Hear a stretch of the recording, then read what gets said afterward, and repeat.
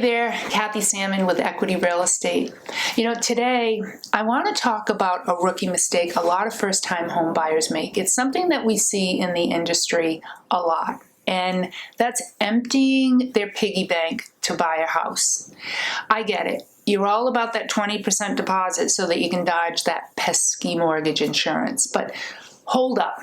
Before you empty out your piggy bank, let's talk about the other expenses that come with owning your castle. We're talking about property taxes, property insurance, closing costs, HOA fees in some cases, and wait for it, the dreaded home repairs. Yikes. Sure, you might be lucky enough to find a home that's in mint condition, but let's face it, disaster happens. Broken appliances, leaky roofs, plumbing chaos, and as a proud homeowner, you've got to be prepared for everything.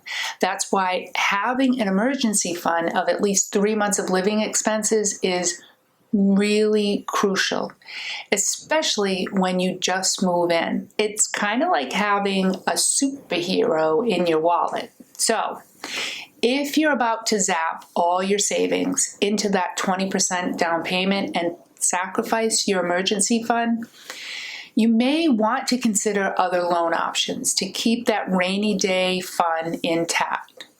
You really don't want to be caught without spare change for life's little surprises.